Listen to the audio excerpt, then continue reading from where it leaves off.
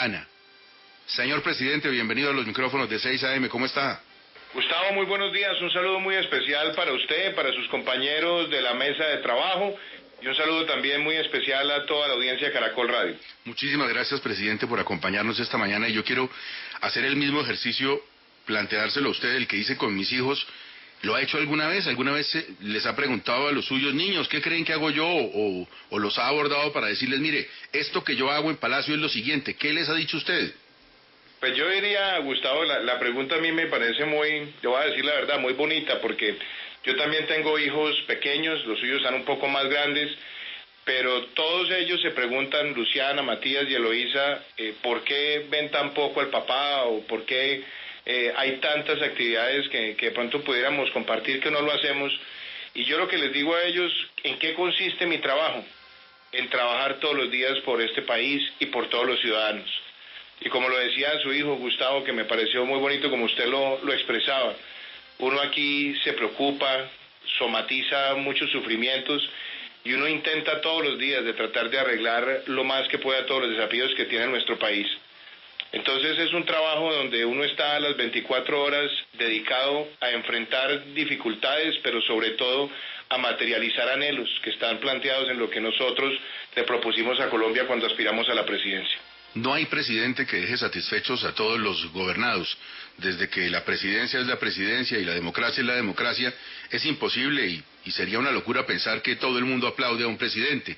Pero aún sus críticos más serios, más férreos y más contundentes reconocen que usted es un hombre de buenas calidades, que es una persona amable y que siempre trata de poner el mejor ánimo en las situaciones más difíciles. Pero en estos 2 años, en estos 700 y tantos días, ¿cuál es el día que si hubiera estado en sus manos usted hubiera cambiado? El día que usted dice, carajo, ¿cómo pudo pasar esto hoy? ¿Cómo me pasó este día? Pues hay días difíciles, Gustavo. Yo creo, mira, hay días que a mí me marcaron, a mí me impactó muchísimo la bomba en la Escuela General Santander. Es un día que a mí me marcó, porque le cuento aquí también de pronto infidencias. Yo me levanté esa mañana muy temprano y yo normalmente madrugo mucho y cuando estoy entre la ducha y el desayuno empiezo también como a anotar ideas para el día.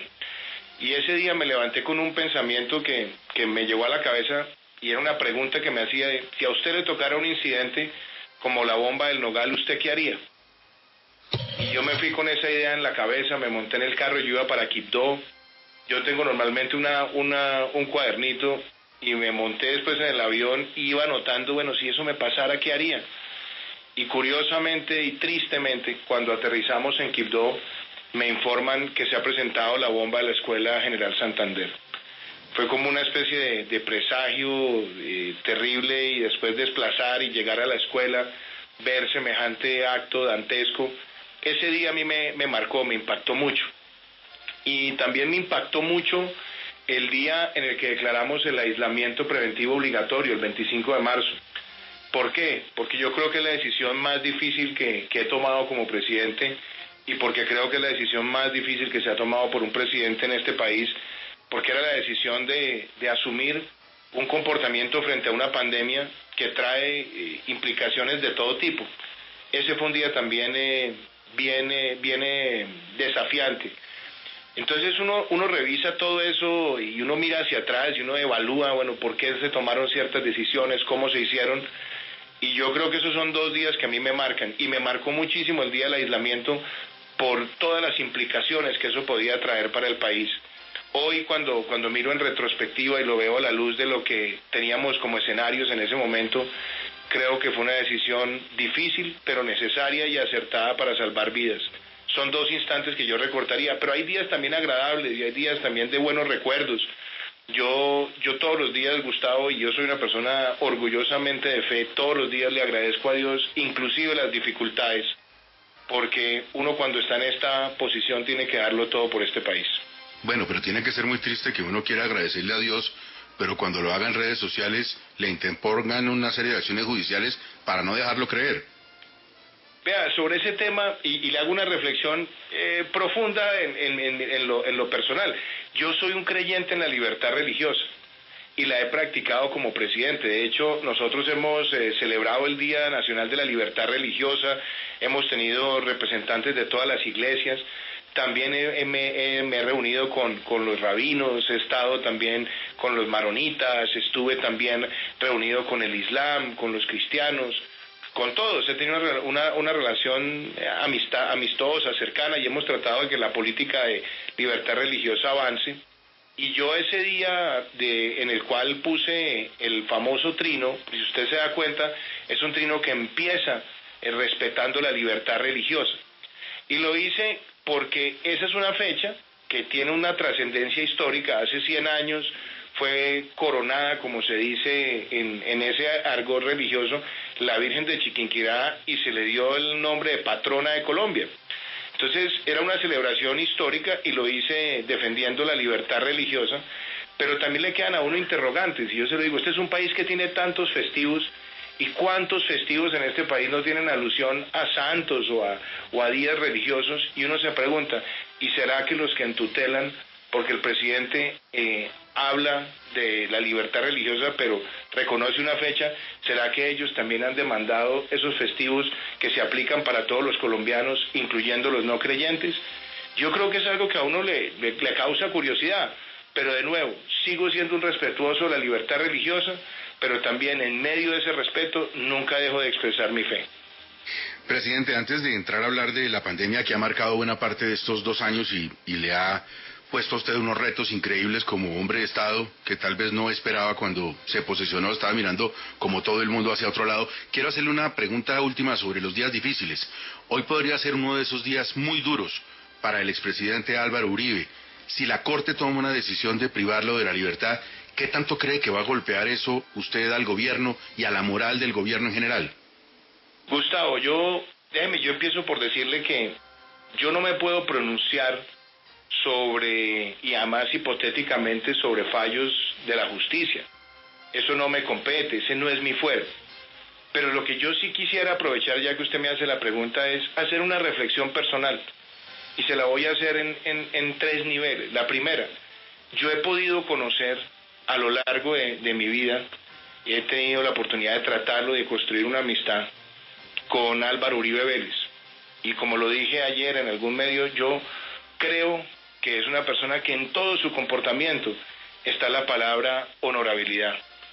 Y uno sabe que en la política hay personajes que generan amores, desamores, críticas, que generan además sentimientos inclusive muy agresivos de sus detractores.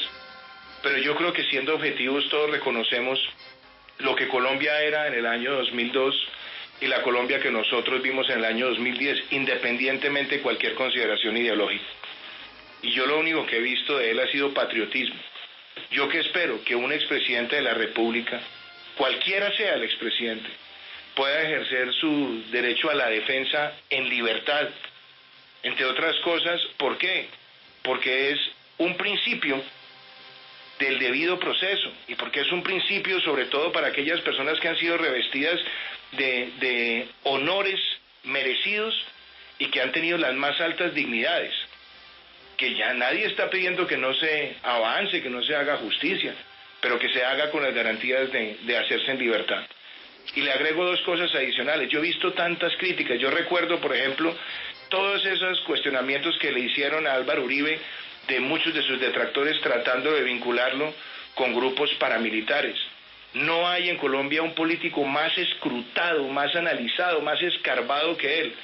Y a mí lo que me llama la atención es que durante 20 años el paramilitarismo creció en Colombia de frente ante los gobiernos, y resulta que el que los enfrenta, el que los desmoviliza, el que los encarcela y el que los extradita es al que acusan de paramilitar.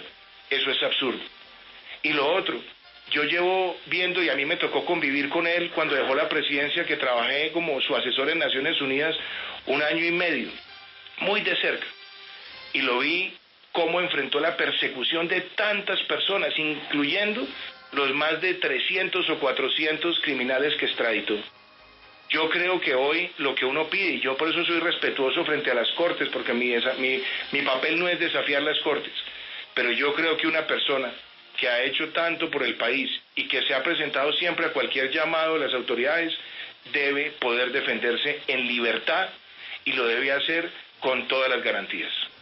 Señor Presidente de la República, ayer yo estaba conversando con un amigo y preguntándole cosas para la entrevista y me dijo, no, es que el problema de ustedes los periodistas es que arman unas preguntas complicadísimas a veces para servirse, que si la curva, que si la meseta, que si...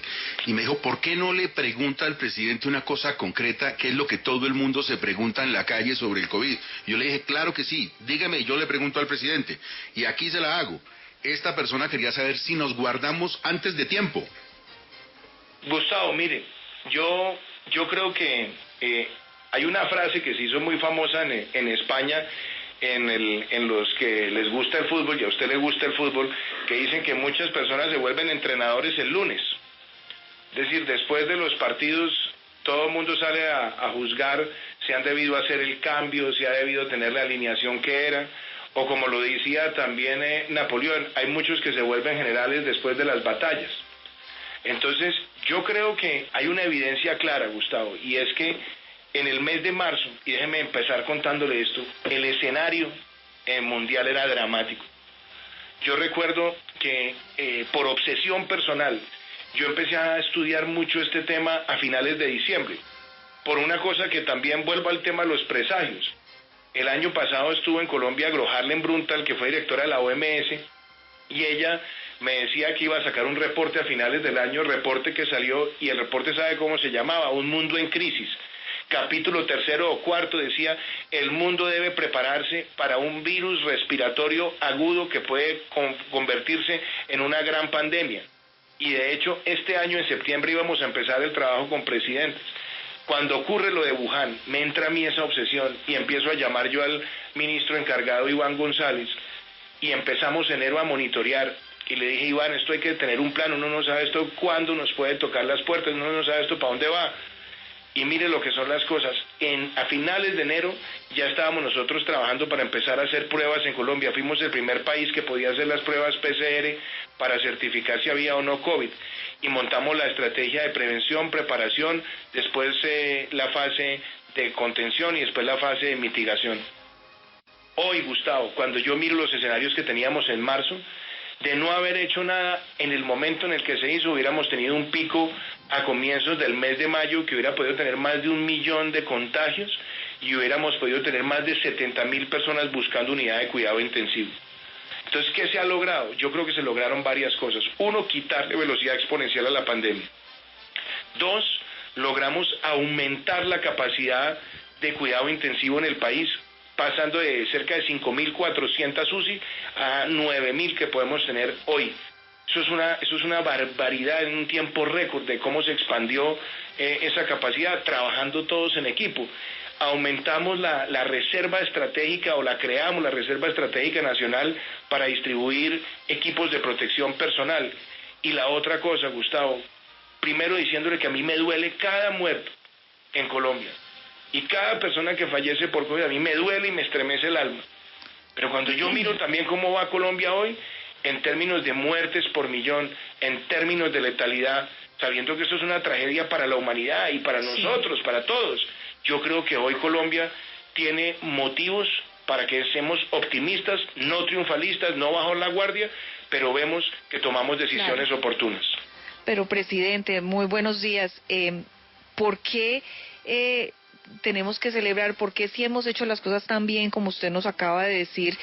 Yo estoy aquí en la página del John Hopkins y estamos en el país número 9 en contagios y estamos en el país número 12 del mundo, de los 100 y pico de países en el mundo en muertes. Si lo hemos hecho también, ¿por qué estamos tan arriba? Además, tomando en cuenta que no somos tampoco el país más grande ni con mayor número de habitantes en el mundo y aún así porcentualmente estamos dentro de los 10 primeros con mayor número de contagios. Me gusta mucho la pregunta, Darcy, porque tú estás mirando números agregados. ¿Qué quieres decir? Que tú estás comparando que Colombia tenga más de 10,000 casos y puedes comparar, por ejemplo, con Panamá, que tiene muchísimos casos menos. Pero por eso los epidemiólogos y los infectólogos y los expertos de la OMS y de la Organización Panamericana de la Salud con quienes trabajamos desde el primer día, ellos dicen, aquí no se trata de mirar números absolutos, sino de mirar los números de manera relativa con el tamaño de la población. Entonces, por ejemplo, tú dices los contagios, estamos entre los países con más contagios. Si uno lo mira sumando todos, seguramente, y habrá países más chiquiticos, pero cuando uno los compara por población, se da cuenta que en los contagios por millón, y te voy a dar de pronto algunas cifras, Colombia tiene para el día 3 de agosto 6.249 contagios por millón, Brasil más de 12.000, Perú más de 13.000, Estados Unidos más de 14.000, Panamá más de 15.000, Chile más de 18.000. Cuando uno mira las muertes por millón, que es otro indicador muy relevante, Colombia está en 210, Francia en más de 460, Italia en más de 580, España en más de 600, Reino Unido más de 680, pero además Ecuador más de 320, Panamá más de 340, México se acerca a casi 372, Brasil más de 440, Chile más de 500 y Perú más de 590. Cuando uno hace la comparación por el tamaño de la población, que es el comparador ideal para leer estas cosas, pues nosotros nos damos cuenta que tenemos un comportamiento que nos da luces de optimismo. Pero yo no salgo a decir es que todo está maravilloso, todo lo hemos hecho perfecto. No, una pandemia es una tragedia para todo el mundo. Pero yo sí creo que en el manejo que se ha tenido en el país hay elementos que nos muestran, en términos de muertes, en términos de contagios, en términos de letalidad, que se han tomado decisiones que han servido para que el daño no sea un daño mayor y que Colombia también pueda en paralelo ir recuperando vida productiva. Señor presidente, mucha gente dice, mire, si queremos tener la vacuna cuando la vacuna esté determinada, para estar altos en la lista de recibirla, tenemos que haber invertido en el desarrollo de las vacunas. Los dineros públicos, pues es difícil invertirlos en esos proyectos que son un albur, porque después es para líos. Pero me dicen que usted va a conversar, quizás en el día de hoy, con representantes del empresariado para convencerlos de que inviertan en varios de esos proyectos de desarrollo y que así cuando las vacunas estén, tengamos la posibilidad de que lleguen rápido a Colombia. ¿Se va a reunir con los empresarios? Gustavo, mire, varias cosas que es bien importante esa pregunta que usted está haciendo. ¿Cuál es la premisa que tenemos hoy en el mundo? Y a mí me parece también es importante en la comunicación que tenemos con los ciudadanos. Para empezar, la OMS que nos ha dicho, mire, por ahora no hay vacuna, por ahora no hay tratamiento, por ahora no hay inmunidad. Es decir, alguien que haya tenido coronavirus no hay nada que certifique que queda inmune. Y fuera de eso, lo que ha dicho la OMS es, el proceso de la vacuna avanza, pero esto va para largo. Y fuera de eso, ayer dicen una frase que fue pues muy dolorosa, yo creo que para la humanidad, cuando yo, mire, tal vez de pronto no haya una solución. Entonces, ante esos escenarios, pero sabiendo que el mundo se está moviendo en vacunas, los países tenemos que tomar decisiones, porque no nos podemos quedar ni quietos, ni podemos ser el último de la fila en un escenario de distribución y universalización de una vacuna. Entonces, ¿cuál ha sido la estrategia? Tenemos una estrategia que va por el lado multilateral, que nos lleva a participar en lo que se conoce como la estrategia COVAX, en la cual hay filantropía, organismos multilaterales, y ahí estamos. Nosotros hacemos parte del Consejo Directivo de la Organización Mundial de la Salud como país. También estamos trabajando con la Organización Panamericana de la Salud en lo que se conoce como la estrategia Gavi, que es una estrategia que ya lleva varios años y que es un mecanismo de distribución de prácticas de inmunización y de vacunas, y Colombia es uno de los países que más vacunas adquiere año a año en América Latina y es uno de los países más reconocidos por su política de inmunización generalizada. Y fuera de eso, que es la parte que usted más pregunta, hay unos laboratorios en el mundo que están avanzando. Hay más de 25 proyectos en este momento, unos están en fase 1, unos están en fase 2 y hace falta llegar a la fase más crítica. Entonces, ¿qué nos corresponde? Pues tratar de tener aproximaciones a ellos, buscar con otros países, de pronto hacer un poco más de bulto en el buen sentido de la palabra y tratar de buscar negociaciones, pero que tienen que partir de la base de apostarle al caballo ganador. ¿Y qué es el caballo ganador? Apostarle a aquellos proyectos que puedan tener vacunas efectivas y por lo tanto hay que mirar muy bien qué laboratorios, qué prácticas, qué antecedentes tienen. Usted decía, si eso se paga con recursos públicos, ¿es complejo? Claro que es complejo. Imagínese hacer una inversión gigantesca de recursos apostándole a una vacuna y que después la vacuna no sea efectiva y ya la plata pagada. Se vuelve una controversia tremenda. Entonces, por eso es muy importante también en estos esfuerzos trabajar con el sector privado, invitar a miembros del sector privado a hacer un esfuerzo filantrópico y buscar un esquema donde ellos también puedan aportar unos recursos y nosotros tener la posibilidad de estar en los primeros de la fila y también estar en los países que puedan ser experimentales para el desarrollo de la vacuna. En ese sentido estamos trabajando y sí, me voy a reunir con un grupo importante de empresarios colombianos que con carácter filantrópico y patriótico quieren ver cómo pueden aportar, quieren ver a través de qué esquema se puede hacer, pero lo importante es arrancar con esa especie de grupo de tarea de los empresarios para definir cuál va a ser esa aproximación a los laboratorios que en el mundo tienen probabilidad de avanzar exitosamente en el desarrollo de la vacuna.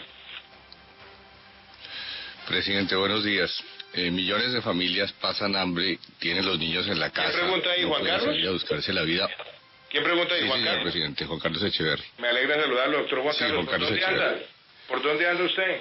Lo mismo, señor presidente, en Washington, en Maryland. Bueno. Me alegra mucho saludarlo, doctor Juan Carlos. Lo mismo, presidente. Le preguntaba lo siguiente, millones de familias pasan hambre y tienen a los niños en la casa o no pueden salir a buscarse la vida y las empresas donde trabajan pasan de la liquidez a la insolvencia. Entonces es difícil que una familia coma y gaste las cosas esenciales para la vida con 200 o 300 mil pesos cada mes, mucho menores que en otros países latinoamericanos, las ayudas nuestras. Muchos observadores, quien le habla incluido, juzgan que ha sido tímido e insuficiente las ayudas del gobierno y el gota a gota de la tasa de interés del Banco de la República. ¿Por qué no se ha ido más allá en los montos para las familias en acción y otros programas que han desarrollado y que la ayuda empresarial llegue efectivamente a las empresas? Bueno, déjeme, yo empiezo para contestarle esa pregunta recordando que hace aproximadamente 20 años yo estaba muy joven empezando mi carrera y yo conocí a un joven director del Departamento Nacional de Planeación que se llamaba Juan Carlos Echeverry. Y recuerdo que Juan Carlos Echeverry con otro joven técnico que se llamaba Mauricio Santamaría estaban hablando de el programa Familias en Acción y el programa Jóvenes en Acción, programas de transferencias condicionadas para atender a la población más vulnerable. Y yo quiero decirle, doctor Juan Carlos, que a mí me enorgullece como presidente, sabiendo que para enfrentar una circunstancia como estas siempre habrá más recursos que necesiten, pero miremos el esfuerzo que se ha hecho con esas políticas de Estado. Familias en Acción, usted sabe cuánto demoró llegar a construirla, pero sobre todo cuánto demoró ampliarla hasta llegar a 2.7 millones de familias. Si usted mira los programas sociales que se han adelantado en los últimos 5 meses, Familias en Acción, 2.7 millones de familias aproximadamente, giros adicionales por un periodo de 4 meses. Jóvenes en Acción, cerca de 290.000 jóvenes. Llegamos también con giro extraordinario. Colombia Mayor, 1.7 millones de adultos mayores. Llegamos a cobertura universal de mayores de 70 en situación de vulnerabilidad, giro extraordinario. Pusimos en marcha la devolución del IVA a 1 millón de familias. Y en un tiempo récord, y usted creo que además se ha pronunciado al respecto y se lo agradezco, en un tiempo récord se logró con la base de datos de la encuesta de hogares identificar a cerca de 3 millones de colombianos que nunca habían recibido una transferencia y que están recibiendo ingreso solidario y que van a recibir ingreso solidario no solamente por 9 meses de este año, sino que va hasta junio del año entrante, que son 15 meses. Pero en adición a eso, doctor Juan Carlos, el PAEF, el Programa de Apoyo al Empleo Formal, que ha llegado con un subsidio del 40% de un salario mínimo legal a cerca de 2.6 millones de trabajadores y a eso también subsidiando la mitad de la prima de junio. Yo creo que cuando hacemos un balance de toda esa política social y se le agrega que llegamos con el PAE en casa a más de 5 millones de familias de manera rapidísima, que llegamos con el ICBF, con el refuerzo nutricional que no es solamente para el niño, sino para la familia, a cerca de 4 millones de familias en varias ocasiones, y que además hemos entregado, entre el esfuerzo de ayudarnos hace bien, el Ministerio del Interior, la Unidad de Gestión del Riesgo, cerca de 2 millones de mercados. Yo creo que todo eso muestra un gran esfuerzo social de parte de Colombia que yo lo quiero destacar. Y algo que me parece pertinente, usted es un estudioso de los temas económicos. Yo hablaba de eso ayer. A veces hay una discusión donde dicen los países cuánto han aportado. Y dicen, Italia ha aportado el 11% del PIB. Y uno sale y mira, y uno se da cuenta que Italia lo que ha hecho es combinar herramientas. Un punto del PIB lo ha financiado a través de la vía presupuestal y fiscal, y 10 puntos más lo ha hecho a partir de apalancamiento financiero, garantías y todo eso. Y después uno mira a otros países de América Latina, se hablan que están asignando 12% del PIB. ¿Qué combinan ellos? Lo presupuestal y el apalancamiento. Colombia, hoy, sin contar con los 2 puntos del PIB de liquidez del Banco de la República, ha aportado cerca de 9 puntos del PIB. ¿En qué? 3 puntos del PIB de manera directa y presupuestal, y otros 6 que están en garantías del 90%, que están en líneas de crédito, que están en créditos fiscales, que están en incentivos, etcétera. Porque el mundo está combinando esos mecanismos. Y yo creo que hoy, sumando inclusive los 2 puntos del Banco de la República en liquidez, que son muy importantes, estamos por el orden del 11%. Y se ha hecho de manera responsable. Y valga también decir, doctor Juan Carlos, hemos sido el primer país de América Latina que en medio de esta pandemia ha presentado un marco fiscal de mediano plazo para dar claridad de sus cifras y de sus objetivos para poder retomar la senda fiscal una vez pasemos esta situación tan compleja. Presidente, mientras sigue la lucha contra el COVID-19 y el gobierno precisamente en tiempos de pandemia, pues están las cosas normales del desarrollo de la actividad de Palacio. Por ejemplo, la elaboración de la terna para defensor del pueblo. ¿Le va a dar gusto a Iragorri y su partido? ¿Qué va a hacer con esa terna? Vea, Gustavo, yo soy en eso bastante custodio de la Constitución, y la Constitución dice que la terna la hace el presidente. Yo estoy preparando para los próximos días una terna y le voy a dar 3 condiciones. Personas que tengan conocimiento de la Colombia profunda, personas que conozcan la realidad de los derechos humanos en las regiones, no solamente los derechos como el derecho a la vida, como los derechos a las libertades, sino también los derechos económicos, sociales, ambientales y culturales. Personas que tengan capacidad gerencial, porque la Defensoría es una entidad que también requiere una gran gerencia. Y tercero, personas que tengan experiencia también en el manejo de aspectos de la política social o de la agenda social. Porque yo he visto, y yo aprovecho para decirlo, yo he trabajado con el doctor Carlos Negret en estos 2 años, y quiero decirle que a mí me ha parecido un defensor trabajando en los territorios, un defensor motivado por llegar a la Colombia profunda y por combinar todas las herramientas, y he podido ayudarle para que su gestión sea exitosa, reconociendo su independencia y el trabajo que tiene que adelantar. Yo quiero una terna que cumpla con esos criterios. ¿Una terna donde habrá por lo menos 2 mujeres? Adelántenos al menos eso. ¿Y por qué no 3, Darcy? Ah, bueno, no, buenísimo. Usted tiene ahí la bola de cristal, y yo casi que antes de conformar la terna primero la escucho a usted, porque usted a veces se me anticipa los pensamientos. Oiga, Darcy, pero es que como el presidente estaba tan en la cuestión de que le gustaba Negret porque iba a las regiones, uno dice, ¿será algún amigo del presidente que conoce bien los departamentos el que brilla en esa terna? Pero no, acaba de decirnos el presidente lo que contamos ayer, que es posible que el nombre, pues él no nos lo dice, pero nos está diciendo que es posible que se vuelva la idea de las 3 mujeres en la terna. Ya habíamos dado ahí 2 nombres y nos queda faltando un tercero, porque es muy posible que Carlos Camargo salga. Yo le digo son las probabilidades, porque usted me dice que si pueden ser 2, y por qué no 3.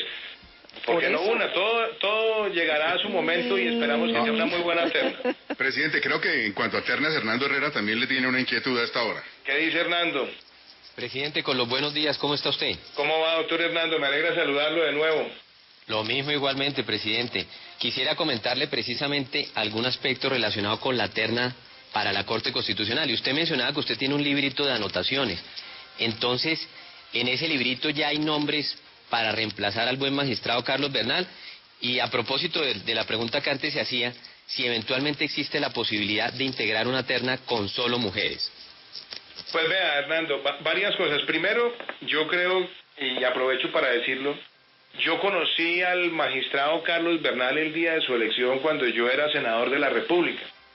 Él fue ternado por el presidente Juan Manuel Santos. Y yo pude ver a una persona que hizo una presentación brillante en el Congreso. Brillante. Y votamos por él, yo voté por él, convencido de que era una persona que haría una gran gestión, y creo que hizo una gran gestión como magistrado, con rigor, con objetividad, con un gran sentido de análisis, y yo creo además que pierde la Corte Constitucional un gran jurista, más un jurista con el que usted y yo también tenemos identidad generacional, y yo creo que buscar esa persona que llene ese espacio, lo que voy a buscar es personas que tengan un gran sentido de responsabilidad con el país y un buen dominio además de los temas jurídicos, pero adicionalmente personas que tengan objetividad total para defender la Constitución y defenderla también a la luz de las dinámicas que tienen las sociedades. Eso es lo que voy a buscar.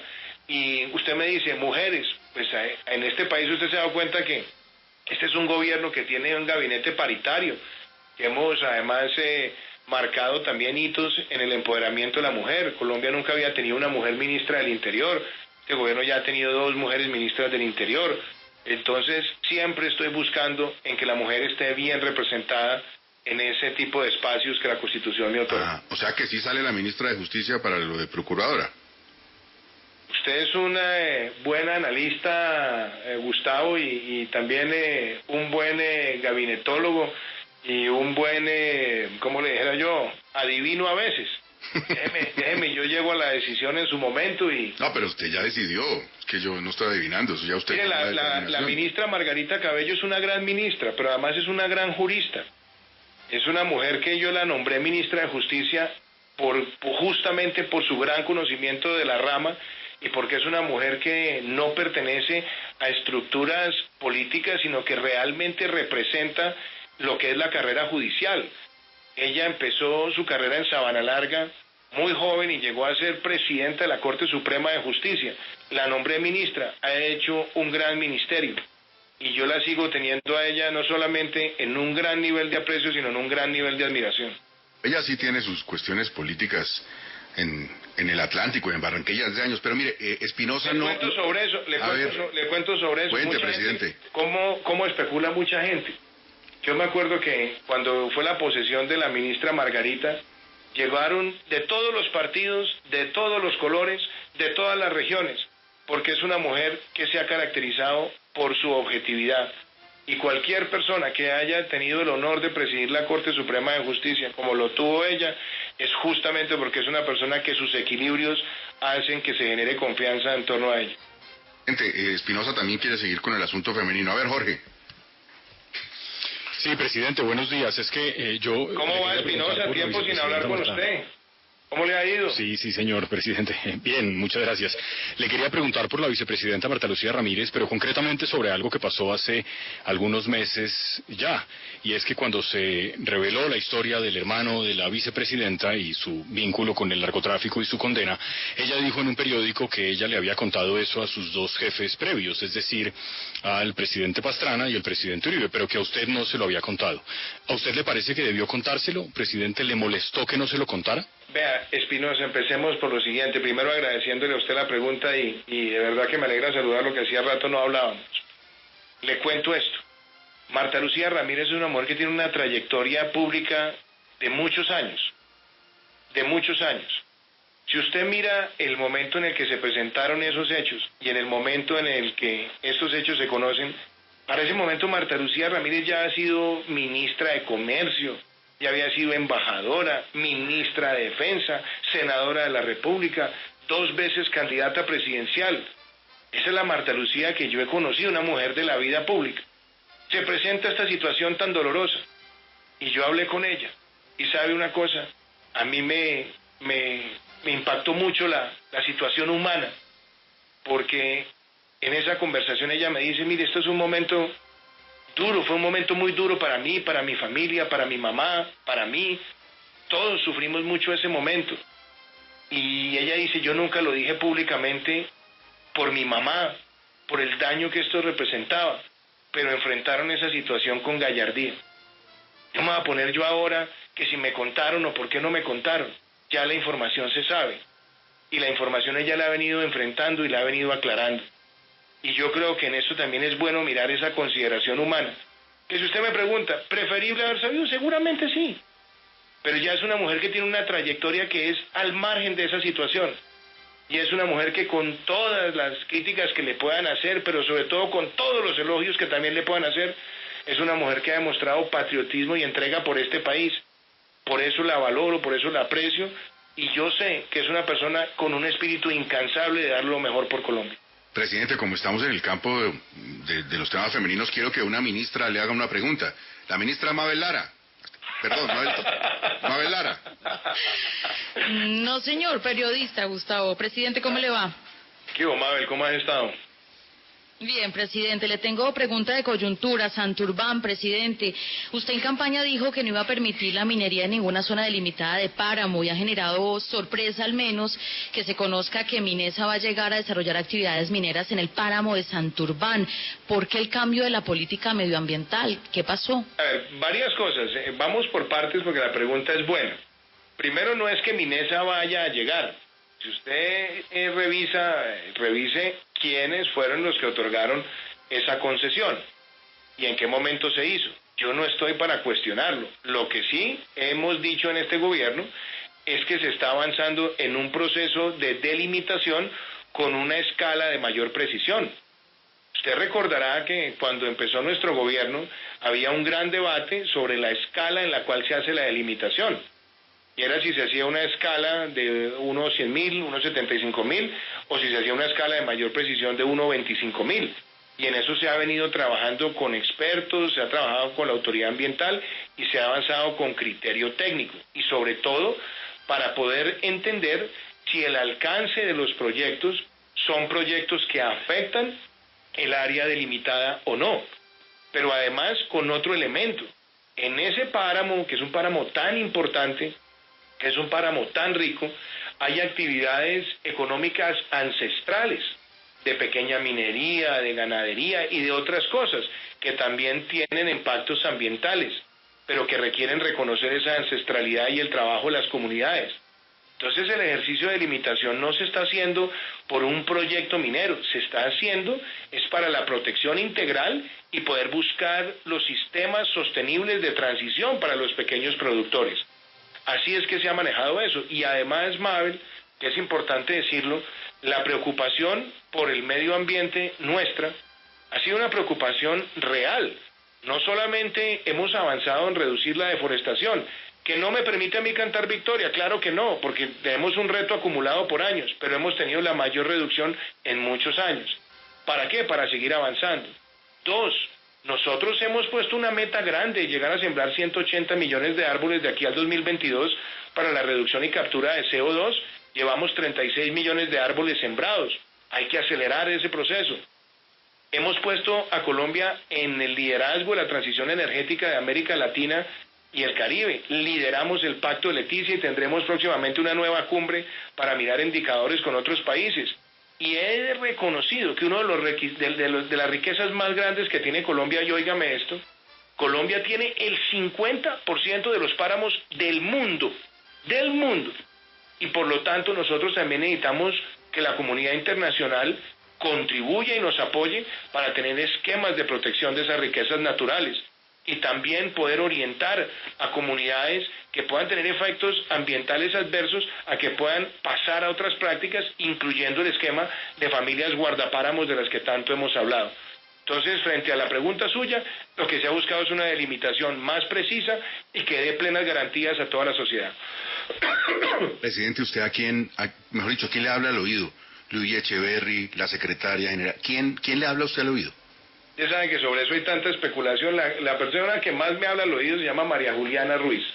Y ella es, aparte de ser el amor de mi vida y de ser mi compañera en tantos momentos de la vida, es una persona que tiene siempre un criterio que yo valoro mucho de análisis objetivo, imparcial, escucho también al equipo que tenemos también de consejeros, escucho a los ministros, y también, Gustavo, a mí me gusta llamar personas a las que aprecio para que me den opiniones, y también opiniones contrarias.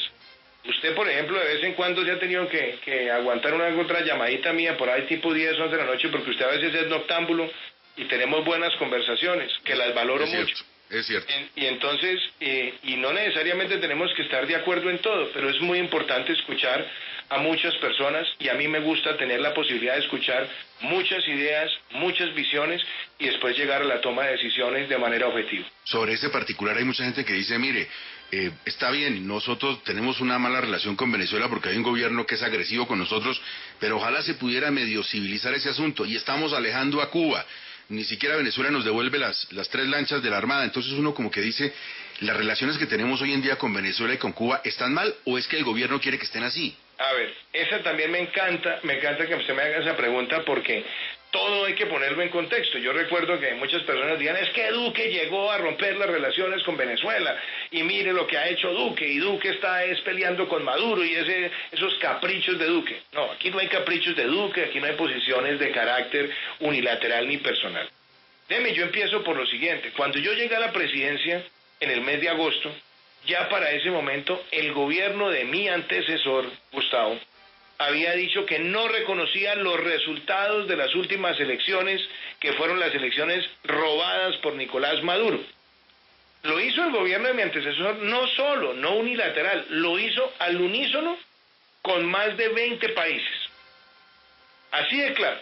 Entonces nosotros llegamos y nos habíamos encontrado con esa situación. Pero aparte de eso, cuando yo tomo posesión, en ese momento Colombia no tiene embajador en Caracas desde hace más de 10 meses.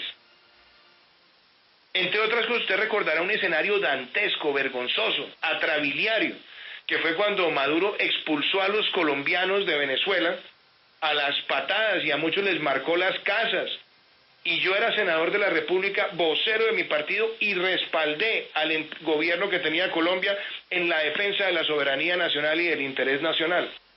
Pero fuera de eso, siendo senador, yo denuncié a Nicolás Maduro ante la Corte Penal Internacional con el respaldo de más de 70 senadores y más de 50 congresistas de Chile, que me apoyó el entonces congresista Felipe Castro. Y dije cuando llegué a la presidencia, nosotros tenemos claro que no vamos a reconocer ese gobierno manteniendo esa política de Estado, pero además en un entorno multilateral, porque el Grupo de Lima se crea en el 2017, si mal no recuerdo, y el Grupo de Lima ha operado ahí con un criterio multilateral. ¿Y después qué ocurre? Que con 50 países reconocimos a la Asamblea Nacional como el único cuerpo legítimamente electo en Venezuela, y al presidente interino Juan Guaidó, que lo reconocen hoy 50 países, y estuvo en el Estado de la Unión del presidente de los Estados Unidos, y su representante es el que se reconoce en la OEA, y su representante es el que se reconoce en el BID.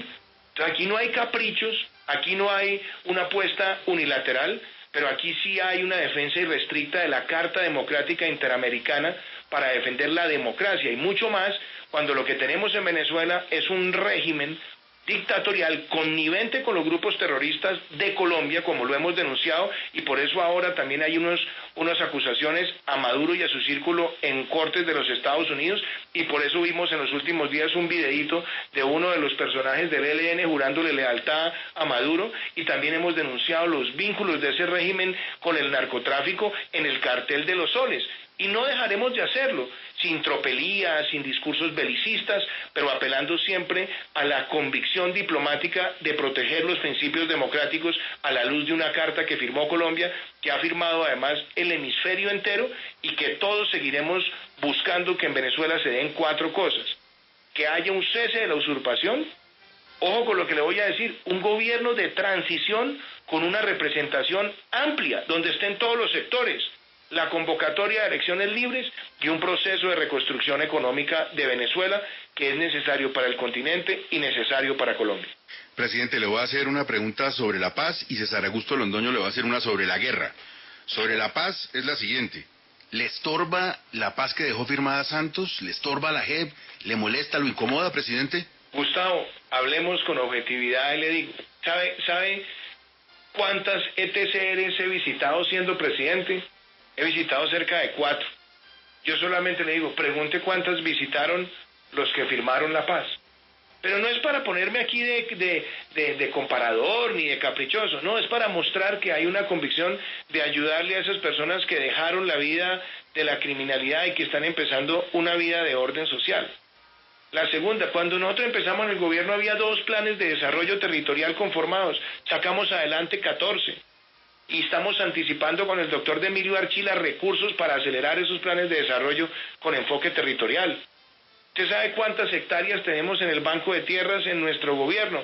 Casi 800.000 hectáreas versus 200.000 de los 2 años anteriores a la llegada de nuestro gobierno. Nosotros hemos puesto en marcha el catastro multipropósito. Estamos presentando ante el Congreso la jurisdicción agraria. Hemos habilitado los programas de proyectos productivos colectivos e individuales de manera acelerada. Entonces, aquí hay una claridad en una política que nosotros hemos llamado paz con legalidad. ¿En qué consiste la paz con legalidad? En llegar a esos 170 municipios de la Colombia profunda, lacerada históricamente por la violencia, y hacer una transformación efectiva. Lo hemos hecho también con la política de zonas futuro, y afortunadamente todo eso lo ha reconocido Naciones Unidas, a quienes yo les pedí desde el 8 de agosto del año 2018 que nos acompañaran todo el gobierno. Y nos hemos sometido a todo tipo de análisis. ¿Que en esto se cuela la política muchas veces? Sí, señor, se cuela la política. Y entonces dicen, Duque no cumple, Duque no cumple. Y seguimos nosotros avanzando. ¿Ante los ojos de quién? De los observadores objetivos. Naciones Unidas, inclusive el Instituto Kroc. Ahora, le voy a decir también, aquí las cosas no son color de rosa. A mí hay cosas que me duelen y me mortifican y me afectan. Y le voy a hablar concretamente del tema de los líderes sociales. Cuando yo tomo posesión, en los 2 años anteriores a mi toma de posesión, habían asesinado 225 líderes sociales. Dije además en el discurso de posesión que queríamos enfrentar esa situación.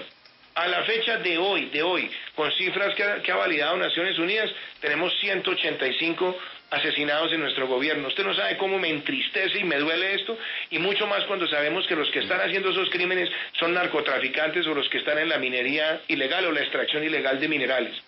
Y tenemos que avanzar con el PAO, con los programas territoriales, con acelerar las inversiones sociales, para enfrentar también esta situación.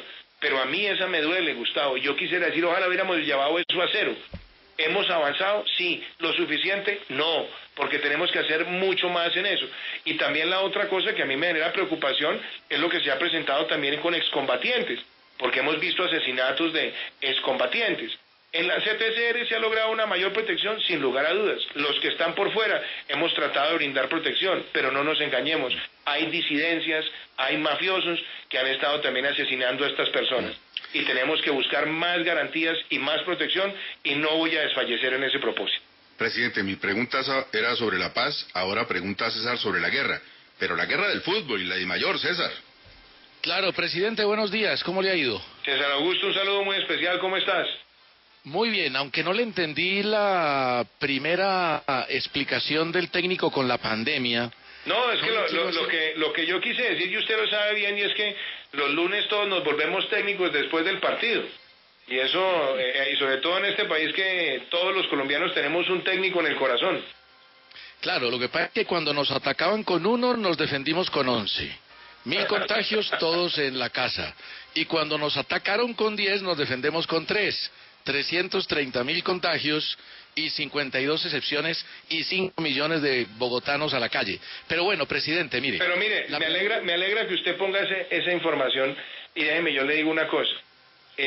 Partamos de una base, César Augusto. Mire lo que ha dicho la OMS. Frente al COVID no hay vacuna, por lo menos por ahora. Frente al COVID no hay tratamiento. Y frente al COVID no hay inmunidad. ¿Puede una sociedad quedarse encerrada hasta cuándo? Hasta que pase el COVID, nadie sabe cuándo va a pasar. ¿Qué es lo que tenemos que hacer? Proteger a los sectores de la población con más vulnerabilidad. Los mayores de 70 años en Colombia son el 50% o más de los muertos. El 90% de los muertos han tenido preexistencias o comorbilidades. Y por lo tanto nosotros tenemos también que proteger esos segmentos. Eso es lo que se ha buscado. Y además, contener otros sectores de la población que pueden ser vectores de contagio. pero hemos tenido un comportamiento en muertes por millón, contagios por millón, letalidad, con un proceso gradual de recuperación de vida productiva y teniendo hoy muchísima más información y mejor información para enfrentar focalizadamente este virus. Y lo voy a decir, a mí no me parece que aquí solamente hablemos de cifras, porque yo sé que yo las uso mucho. Yo quiero hablar del factor humano. Aquí tenemos que proteger las vidas de las personas, pero también las vidas de los empleos y las vidas de las micro, pequeñas, medianas y grandes empresas. Ese es el reto que nos trae esta pandemia, porque aquí la única forma es avanzar de manera segura.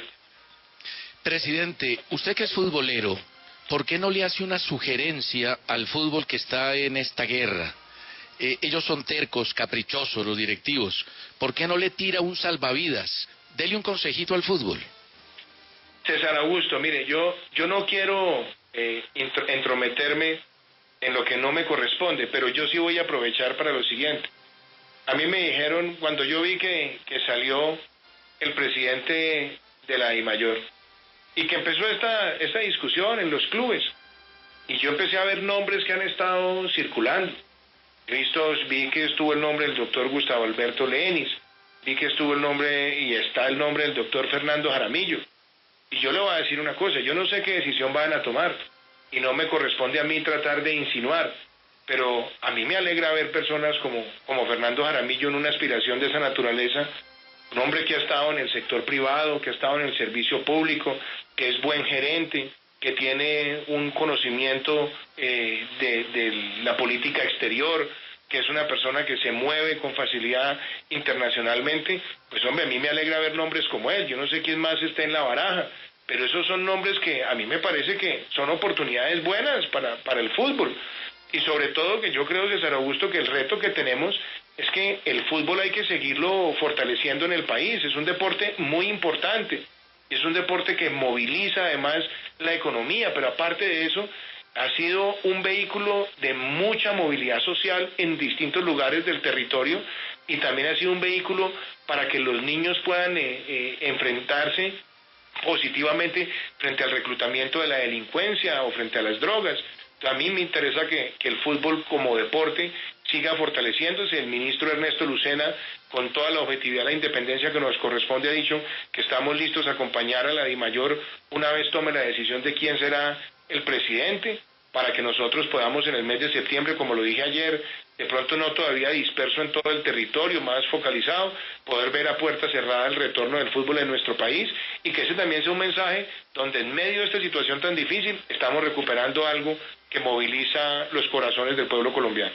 Este señor se llama Iván Duque, es el presidente de la República y atiende a Caracol Radio en la mitad del partido, en el medio tiempo. Ya jugó 2 años, le faltan 2 años, aprendió muchas cosas y seguramente marcará buenos goles en los 2 años que le quedan de partido. Presidente, muchas gracias por atendernos hoy. Sabemos que tiene una agenda comprometida, pero ha sido usted muy amable, muy generoso con 6 AM. No, Gustavo, usted muchísimas gracias. Un saludo también a César Augusto, a Mabel, a Hernando, a Espinosa, a Juan Carlos allá en Washington, a todos muchas gracias y estaremos conversando y de verdad, Gustavo, déjeme, yo cierro con un mensaje que es importante. El proceso que estamos viviendo es un proceso muy duro. Eso necesita mucha cultura ciudadana. Tengo una preocupación. En algunas de las encuestas que yo he visto, veo que hay un 30% de los colombianos que piensan que el COVID no les va a dar. El apoyo de ustedes, de los medios, ha sido fundamental y tiene que ser cada vez más importante pensando en país para que logremos, Gustavo, esa pedagogía donde aquí nadie está libre de ser contagiado y donde todos tenemos que mantener la guardia en alto. Muchas gracias por todo lo que hacen, también distribuyendo esa información y sigan ayudándole al país para que tengamos más cultura ciudadana. Muchísimas gracias. Señor presidente, muchas gracias. Buen día. Chao, que estés bien.